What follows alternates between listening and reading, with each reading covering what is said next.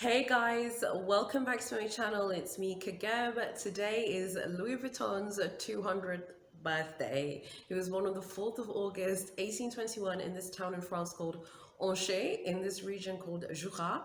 I just love how that sounds, Jura. And yeah, today we're gonna celebrate his life, but we also have to drag Louis Vuitton the house as well because they keep making mistakes and it's bugging me. So Louis Vuitton decided to celebrate his birthday by doing a few what I think are quite strange things. First of all, they released this game that has like NFTs in it, and it's like Vivienne on an adventure. I believe it's on Android and the iPhone. I couldn't be bothered to download it. I was like, I should download it for the video to tell you guys if it's whack or not, but I just couldn't be bothered to download it. Sorry, guys. But there's a game that basically you can download. I believe the download is free. And then they actually created this fine jewelry collection to celebrate his life. Alicia Vikander is the face of this collection. The collection is called Bravery, which is a great name. Obviously, she was in Ex Machina. That's one of my favorite films ever. So yeah, let's get into the video. Let's, give Louis Vuitton his dues. Happy birthday to him. But I do have a lot of comments as well. Make sure you keep watching. The Bravery collection, as I said, is a high jewelry collection. I beg your pardon. It's a high jewelry collection. It has 90 units in it. I mean, it is massive. I was like, whoa, when I heard about this a few weeks ago, I was kind of underwhelmed because I was like, really? High jewelry, is that it? I wasn't that impressed, to be honest, but then when I looked at some of the pieces for this video, I was absolutely blown away. Let's go through this one here. This one is called La Constellation de Hercule, and it means the constellation of Hercules. So that was the constellation basically under which he was born on the 4th of August 1821. Louis Vuitton says these colorful pieces of organic magnificence reference a constellation only visible at that time of year through the unique pairing of tanzanite, woo, opals, savorites, and a mist of LV monogram star and flower cut diamonds. Okay, LV, we see where you're going. I know you're like, oh, you only like the collection because tanzanites are in it. No, but yes, I'm a little bit happy to see, the stone that's from my country represented. This is super beautiful. Obviously, there are no prices on the website. I'm sure it costs an absolute fortune. Absolutely stunning. This is really, really beautiful. So yeah, I just wanted to tell you guys about that one. And then the next piece is this one here called L'élan vital. Oh no, that pronunciation sounds wrong. L'élan vital. Maybe it's that. So this is kind of like a rope necklace, and it's made out of 2,500 brilliant cut diamonds. Because at first sight, when you look at this, you're like, no, like this is probably weird or whatever, but this is the high jewelry collection. It's made entirely out of diamonds, 2,500 diamonds. That is not a joke. It's meant to symbolize his strength of character. So I have posted a link to his biography in the description below, so you can check it out. But basically, the really famous part of his life, which even people have covered on other channels that have nothing to do with luxury, is, yeah, he was born to his mom and dad, and then his mother died suddenly when he was very, very young, and then his father remarried. When his father remarried, he really didn't like his stepmother, and then at the age of 13, he made that fateful decision to leave home and seek out his fortune in Paris. The journey from his village of Anchay to Paris is like a 300-mile journey, a horrific, distance, absolutely horrifying just to think about it. That's a lot even on the train. Imagine what it was like in those days without a car. Bear in mind, this is 1821. Carl Benz creates the first working mechanical car, let's say, in 1885. So we're talking horse and carriage here, honey, and that's what people who have money. So imagine what that was like. So this piece is meant to kind of symbolize the strength of character that Louis had in order to leave his native Jura for Paris. I think this is such a beautiful piece to symbolize that. There's a kind of romance to that. You can't help but love it. Even though we're always dragging Louis Vuitton, that is very beautiful. I really, really like that. I think this next piece is called Laventu. I'm not sure. This one is absolutely gorgeous. So it's a necklace and it has a 3 carat LV monogram flower and it has this gorgeous 5 carat pearl shaped diamond. Absolutely stunning. I have to say, this one is one of my personal favorites. I was quite surprised by how much I actually like this piece. I think it's absolutely gorgeous. Yeah, completely love this. What do you guys think of this? This high jewelry collection seems to focus a lot on necklaces. I mean, obviously necklaces are a big thing. I would have thought in like the old times, in the olden days, you know, people would be going to like balls and soirees and things like that. You know, they would, you know, have a necklace or a very beautiful necklace. Do you feel like high jewelry necklaces are still very relevant in today's day and age where bangles, bracelets, and rings are probably a little bit more popular? I'm very curious to know what you guys think of that. I mean, 5 carat pearl shaped diamond. I just can't, you know, absolutely stunning. Okay, this next piece is one of my personal favorites. So this one I believe is called the Arrow. This is also a necklace, and get this one is a metaphor for Louis' journey, and it's also an interpretation of the V in Vuitton, basically. And it also pays homage to Gaston Louis Vuitton, who was his grandson. So you have Louis Vuitton himself. Happy birthday, remember? It's your birthday. Have a good day today in luxury heaven. And then his son, Georges Vuitton, who was the one who created the iconic LV logo. Then Georges had a son called Gaston Louis Vuitton, which I love. I do believe that LV also have one of those, like one of their mascots. I believe the male mascot is called Gaston and the female one is Vivienne. This one is super beautiful. This one has custom cut rubies, sapphires, and diamonds. This is absolutely stunning, and I love that they have found a way to like integrate, you know, his grandson, because I believe Gaston Louis Vuitton died.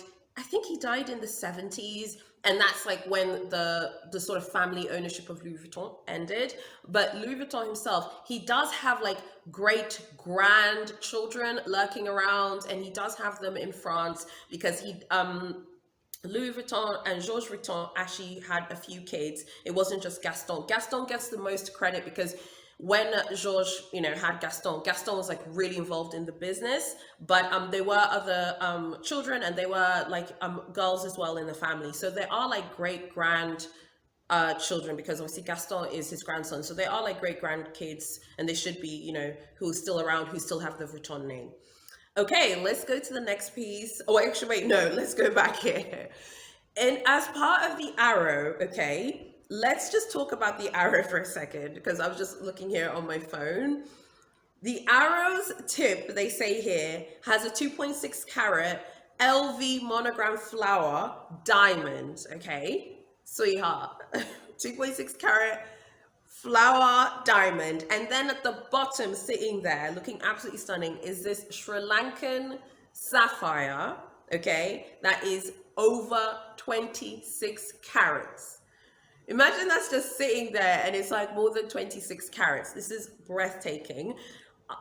You know, you guys, you know how I feel about blue. You know, blue's not my thing. You know, I don't like blue. It's not my thing. This is absolutely stunning. I love all of the blues in this collection. I'm quite surprised. I really wasn't excited about this collection when I first heard about it. I was like, this is not a cool way to celebrate this man's life. And then now I'm looking at these pieces. I'm like, wow, absolutely beautiful. Okay, the next piece is my favorite piece from the entire collection. It's called Le Mythe. So it says here, it's meant to reflect how Louis used his early signature when he was, you know, creating his trunks and luggage pieces, whatnot. And it's called a multi-layered piece of jewelry. Now, this is what Louis Vuitton is saying, according to their website. They wanted to symbolize the famous damier pattern, the trunk lock inspired details, studs, and of course the iconic monogram flower. This is absolutely gorgeous, okay? I'm saying this as someone who doesn't like blue, yet here I am, okay? Just absolutely loving this piece. This is my favorite piece. It has a 19.7 carat Sri Lankan sapphire in this royal blue color. I believe that is the one at the top here. Absolutely beautiful. And then they also say it has a 8.6 carat Colombian emerald with a gorgeous, vibrant green color. And then there is a stunning 7 carat Madagascan sapphire. That's the one at the bottom. Listen, okay? When I first saw this, I was like, look, I don't know who gave the green light for this like high jewelry collection. I wasn't a fan. I didn't feel like jewelry was like the way to like honor and celebrate his life. But when I saw this piece, I was like, okay, I get it now. You got that beautiful Sri Lankan sapphire, then you got the Colombian emerald looking absolutely stunning, and then it is supported by the Madagascan sapphire. Of course, I'm excited to see African countries represented in this collection. With the Madagascan sapphire, obviously Madagascar is a beautiful island nation that is also part of Africa. This is just absolutely stunning. I think this is super beautiful. In my head, I was thinking like, who is the customer for this particular necklace? I don't know who she is, but I know she's gonna look like that chick, okay, when she's wearing this. Okay, the next piece we're going to talk about is called La Passion, and this one has a 75 rubies in it. I believe this is actually the one that they're using to promote the collection that Alicia Vikander is wearing. Yeah, this one is super interesting. LV says it's meant to be like a second skin, so it has like lattice in it and everything. Obviously, we don't know how much this costs, but it has 75 rubies, so we can only imagine. Let's move on to another personal favorite of mine from this high jewelry collection. This is called Le Tumbleur. I love that, Le Tumbleur. And it basically it is honoring one of Louis Vuitton's inventions. So in 1890, it says here, he invented this thing called the unpickable tumbler lock for the luggage pieces that that Louis Vuitton was creating. And this jewelry like set is meant to be inspired by Le Tumbleur. And I believe there's earrings and there's this stunning bracelet that I absolutely love. These stones here are cerulean aquamarines. Gorgeous, okay? Aquamarine, I think, is more my vibe than like a sort of classic blue, but I think it looks absolutely beautiful here. I'd love to know what you guys think of that as well. The final piece is La Star Duno, and this is meant, they call it the epilogue to the collection to honor, it was like the star that basically guided his journey from the village in Anchay to Paris, where he went to seek out his fortune. And as we all know, the rest is history. I think this is just truly really, really beautiful. This is such a great way to cap off the collection. It has a 10 carat diamond enhanced with the LV monogram, a star. And they said it has incomparable purity, and it can also be removed from the necklace setting and worn as a ring. Thank you, Louis Vuitton, for being a bit innovative there. That is very cool. That one is probably going to sell in du Varel. I'm sure this collection has done very well. So this is the high jewelry collection called Bravery to, celebrate his life. One really fascinating thing about Louis Vuitton, and when you like read about his life, it's super crazy, is the fact that when he's like growing up, most biographers agree, seemed like he had a happy childhood. He was with his mom, his dad, and then when his mom dies suddenly, that kind of pushes him out in a way from his family because his stepmother comes into the picture and they don't get on. That's such a pivotal moment, and I love that the jewelry symbolizes that kind of rags to riches rise of his, his story. And something else that I love about the jewelry is you can see the themes and the themes of the luggage and the trunks. You can really see that through the entire jewelry. Like just the way, like with Le Mythe, with that necklace, you can see the intricacies of how the necklace symbolizes the trunks and the luggages. I love how they kind of thought about that. So something else that's super interesting about Louis Vuitton's life is that there's a point where, so he goes to Paris, seeks out his fortune. He gets there when he's about 16, 17.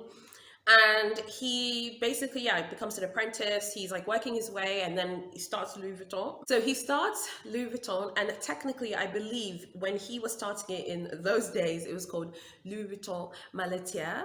So one thing that I found just super interesting was there's a period in the business where the business goes through a horrific period where it can even fail. He loses a lot of his workmen. There's a point where, they could even just go bankrupt, and then he comes back from behind, okay, and lives to fight another day, and he rebuilds the business. And, just continues to do really well. And then, as we know, he has his son Georges, and literally from there, the rest is history. So he gets to Paris, he's an apprentice, he's doing his thing, his name starts to grow. He, is innovating with canvas, which at that time was like a massive innovation, and that's what made him who he was, basically. And then there's that period where the business is going to fail and he could, go bankrupt, and then he saves the business. I mean, I don't know, like for those of you with businesses like me, that's such an inspirational part of his story. I'll link the full thing in the description below so that you can read it in detail. I'm sorry, my dogs are barking. I don't know why they're barking, but please ignore them.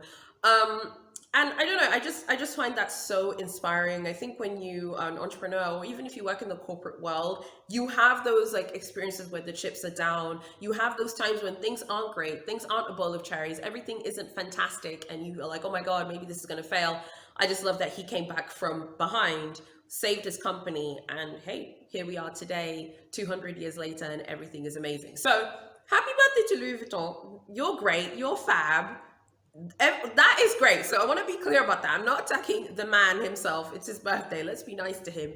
My issue is with the house itself. So this collection is stunning. It's breathtaking, but it is not enough to celebrate this man's life. I'm sorry, it isn't, okay? And that's not to take anything away from these pieces, because they're absolutely stunning. I'm sure I would love to own one. They're super, super beautiful. But I'm just so disappointed that they couldn't that they didn't think far ahead, basically. And I think they did this on purpose. Imagine you have this high jewelry collection.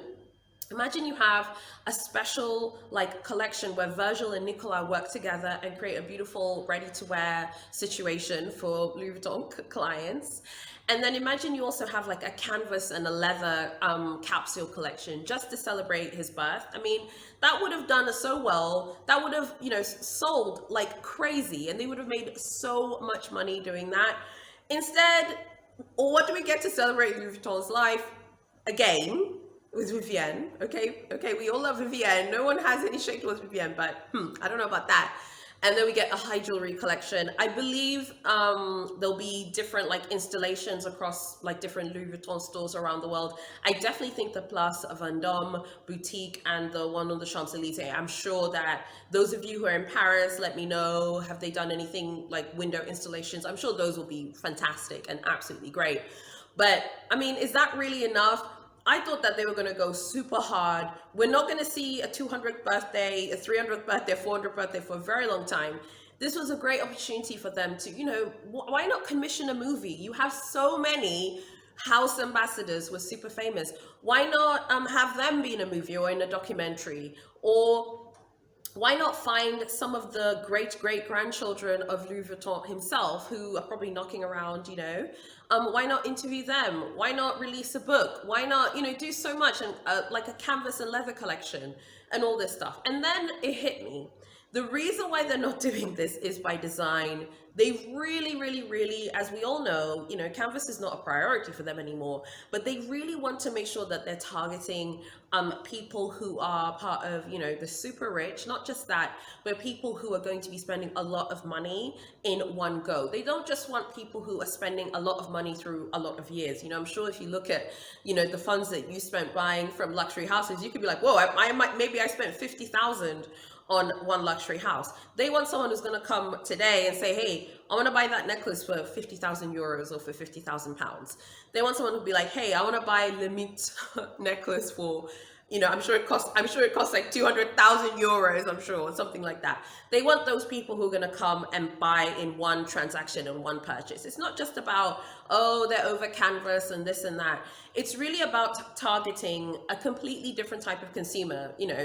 I'm sure that the person who's buying the high jewelry is not worried about, canvas, products. And that's a shame. I like canvas and I like stunning jewelry, but I'm sure that that person isn't worried. They want someone who's probably buying high jewelry from Cartier, who's probably buying the high jewelry pieces from Bulgari, from Chopard, and of course Van Cleef and Arpels. They want those people. They don't just want people who want to buy leather, exotics. They want people who are going to buy leather pieces, exotics, the hard-sided luggages that cost an absolute fortune, and their high jewelry. Because when you think of Louis Vuitton, you don't think of high jewelry. I'm sorry, you don't. and they want to correct that, and they're using his 200th birthday celebrations as the sort of launch pad for that. It's a very interesting strategy. I'm not personally a fan. I probably would have done something differently, but I'm not one of the suits or the powers that be at Louis Vuitton who gets to make this decisions. It's just fun to speculate with you guys. I know some of you are going to be like, oh, it's not about canvas. Yeah, we know that. It's not about canvas, but it's really about targeting a completely different type of consumer. Someone who's going to be comfortable purchasing really expensive jewelry from Louis Vuitton. I remember seeing hoop earrings on Louis Vuitton's website. If they're still there, I will put them up on the screen. I'm sorry if I can't find them. I remember clutching my pearls when I saw the price at the time. I think when I saw them, they were like 7,000 euros or something like that. And I remember being like, stop, okay? No one is buying these. And Louis Vuitton in handbag heaven is like, excuse me, Kagam. People are buying because my house today is celebrating my life with a high jewelry collection. So obviously, people are interested. I just don't believe that they did this without data. They probably have a lot of info and they're privy to a lot of info that we're not privy to. So yeah, just wanted to share my opinion. I personally, not a huge fan of the way they rolled out these birthday celebrations.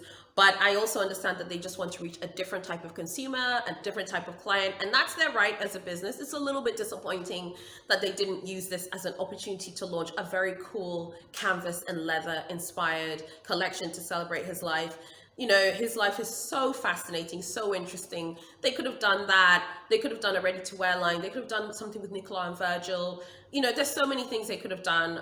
Just to do high jewelry, it's a little bit disappointing, but you know, it is what it is. You know, these luxury houses, they also do have a lot of data and they can see where things are going. They know where things are going for their brand. And I think that Louis Vuitton have realized that they can just achieve way more by just reaching less people, even though the business itself is like this absolute Leviathan business. It is massive and they have so many categories. I think that they've realized they really want to target those super rich people because they are the most profitable clients that they have. So yeah, I think that's just the general gist that I've noticed. I still think the high jewelry collection is stunning. I was very judgmental about it before I saw it. And then when I saw it, I was like, okay, I feel bad now. It is really beautiful. But I don't know, it just doesn't feel like enough. So I'd love to know what you guys think of Louis Vuitton himself, like his life, his story. Super curious to know what you guys think about the house and the future of the house. Like, where do you think the house is going in the next 10, 20, 30, 40 years? I would love to know what you guys think. You know, I think a lot of people are thinking, will Canvas ever fully be cancelled? Canvas is never fully going to be cancelled because Louis Vuitton himself, you know, innovated that. But I just think it's just going to cease to be this like important part of like the heritage of the house. And you can really see the de-emphasis, not just in the fact that it's not available, just even in the way that Louis Vuitton markets their products. Like, it's just not that important anymore. A good example of this is Wild at Heart. Wild at Heart launched first with the leather emprunt pieces, and then the canvas pieces came later, like towards the end of July. That was such an interesting strategy. I think we're going to see more of that going forward. So just before I end the video, I wanted to ask you guys, what is the one thing about the Louis Vuitton house that you guys really like? Okay, I'm going to say it. I think that one thing that LV has done that Chanel and Hermes will never be able to do, I don't care. I don't care what anyone says. Louis Vuitton is truly an inclusive brand that is still a very high-end, super luxurious brand. And, you know, whether you buy, you know, the Vivienne, like key rings, or you buy the notebooks, like my personal faves, like the Clémence, or you buy the perfumes, the Prêt-à-Porter, the trunks, there's really something for everyone there. Louis Vuitton have also been able to execute menswear to a fantastically high quality degree, and they're doing so well with menswear. Lots of brands are not able to do menswear really well and women's wear really well. I feel like they're just very inclusive and they know how to include everyone. And maybe they kind of feel like, hey, we're really inclusive, but now we really want to go after super rich people. Oh yeah, happy birthday, by the way, to our founder, who we are so proud of, who bears the name of this house. But yeah, we're moving away from your original ideas. I'd really love to know what you guys think about everything that I talked about in today's video. And just before I go, one thing that I just find super interesting about Louis Vuitton's story himself is just the fact that it's a true rags to riches tale. I mean, it has these like Dickensian themes. You know, I feel like, you know, he's like a 13-year-old Oliver Twist, okay? You know, imagine being like 13 and saying, hey, I'm going to leave home and seek my fortune. I'm sure in handbag heaven and luxury heaven, he's looking down and seeing 13-year-olds in 2021 are at school. You know, they're not expected to fend for themselves because their stepmother doesn't like them. I'd love to know what you guys think about that nugget in this of the story. I think it's probably the most like famous part of his story, but super interesting. Thank you so much for watching, and I'll see you in my next video.